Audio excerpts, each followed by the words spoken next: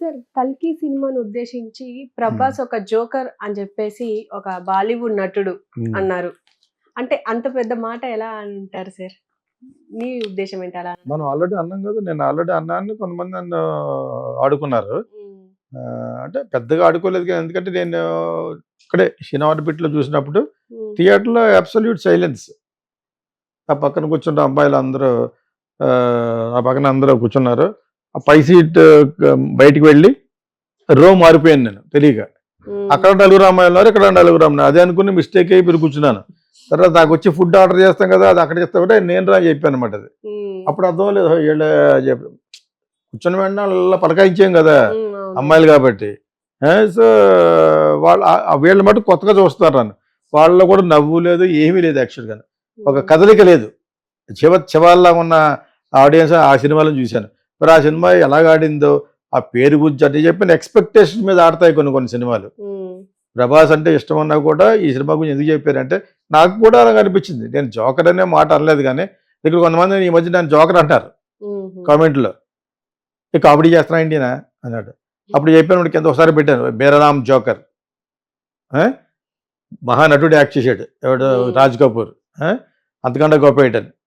జీవితంలో కామెడీ పండించగలగడమే గొప్ప. ముఖం ఇలా అంతే. ముడుచుకు కూర్చోడు ఎవడైనా కూర్చుంటాడు. నవ్వించగలగాలి. జోకర్ అంటే ఏదో తప్పులాగా ఆయనలా మాడతా, ఇలా మాడతా జోక్ చేస్తున్నాడు. అంటే జోకే. నేను మళ్ళా ఇంకోసారి చెప్తాను. 'మేరా రామ్ జోకర్.' సో, ఆ విధంగా ఇతను జోకర్ అనటంలో తప్పేం లేదు. కనీసం నవ్వించాడు. ఇప్పుడు అతనంట 'అర్షద్ వారసి' అంటం ఏంటి? నేను ఎప్పుడో అన్నాను. హ్మ్. 'కల్కి' చెత్త సినిమా. ప్లస్ అతను చాలా బేవర్స్ అన్నాను. బేవర్స్ క్యారెక్టర్ ఇచ్చాడు. ఎంత హ్మ్. బేవర్స్ అంటే మహా ఆడితే ఆ బండ మొఖం వేసుకున్న ఎవరా బ్రహ్మానందం చూపించడం, ఆడ ఉయ్యాలో పడుకోవడం, నీకు రెంట్ ఎప్పుడు చూసినా రెంట్ అడగడం. ఏంటిది? అదేదో సినిమా ఏంటిది? 98 ఇది సినిమా ఇది. హ్మ్. 'కల్కి' 2898 హ్మ్. 'మ్యాడ్ మ్యాక్స్' అని చెప్పింది నేనే. 'కేజీఎఫ్' చూసి కూడా 'మ్యాడ్ మ్యాక్స్' అని చెప్పింది నేనే. అది 2 ఇయర్స్ బ్యాక్. 'కేజీఎఫ్ 2' చూసి కూడా 'మ్యాడ్ మ్యాక్స్ 2' అని చెప్పాను. మెల్ గిబ్సన్ యాక్ట్ చేసిన మొట్టమొదటి సినిమాయే 'mad max.'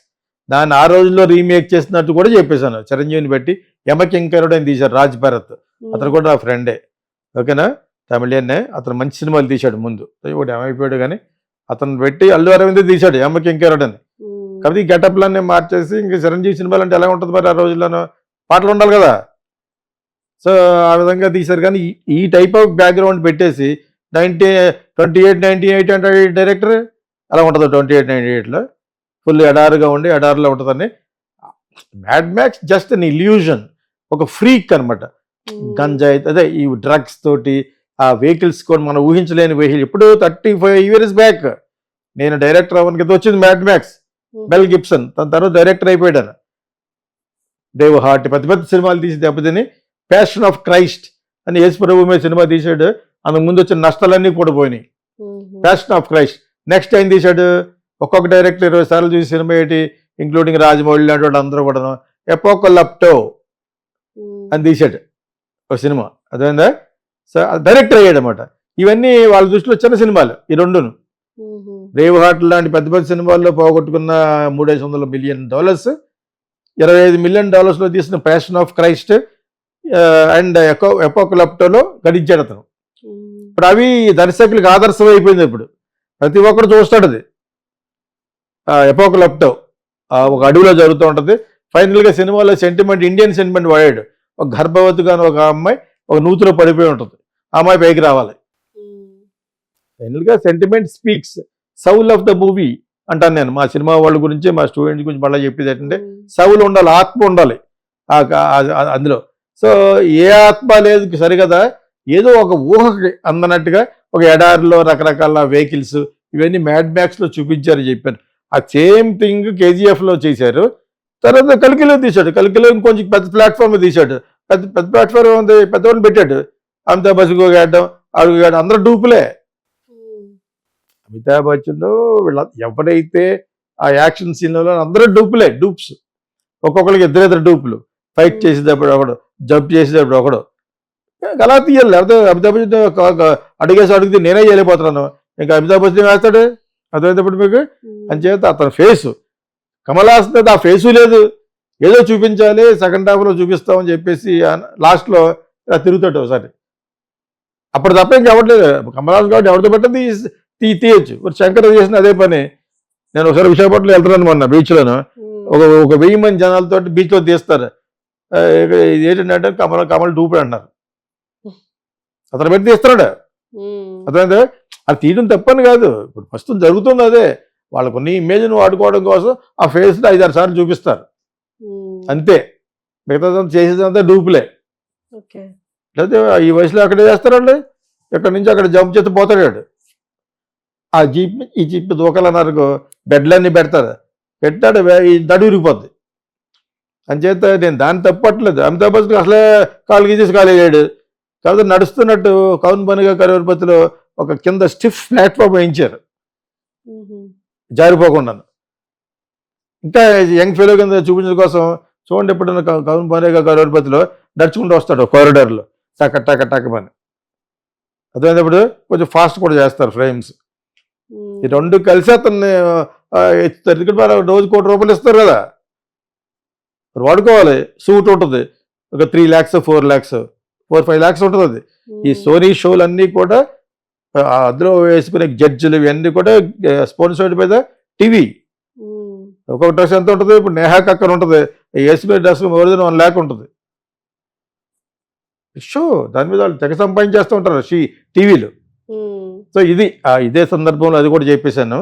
So what ever it is, అతను జోకర్ అనేది వాళ్ళంటే మనం ఎప్పుడో అన్నాం. జోకర్ అనే మాట అనలేదు, because I like that word joker.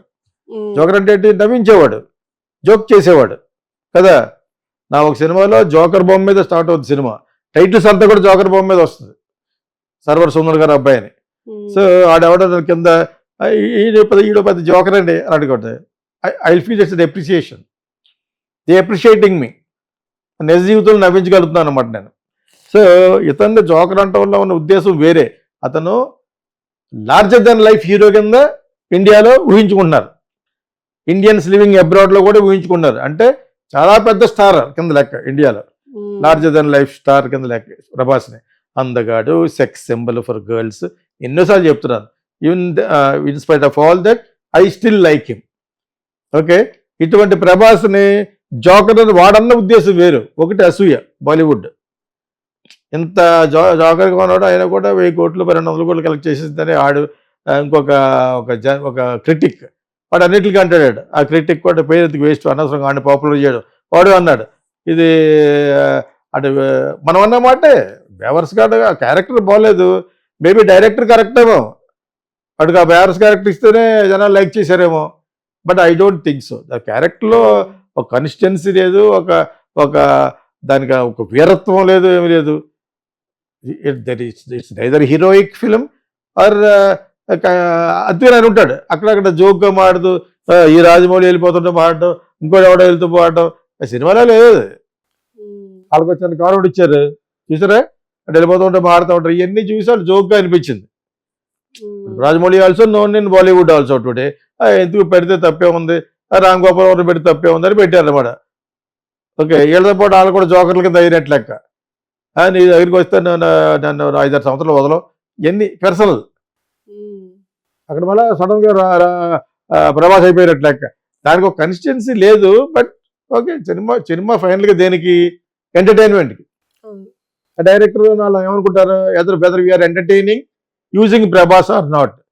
నువ్వు జోకర్ అనుకో, బ్రోకర్ అనుకో, ఏమనుకో, జనాలు ఎంటర్టైన్ అవ్వాలంటే ప్రభాస్ లాంటి వాటితో చేయిస్తేనే చూస్తారనేది ఆ నగ్న సత్యం తెలిసిన డైరెక్టర్ ఏమో. బహుశా డైరెక్టరే కరెక్ట్ అయ్యి ఉండొచ్చు. వీళ్ళు ఎవరు జోకర్ అన్నా జోకర్, వాళ్ళ సగం అసూయతో అంటారు. Bollywood is following.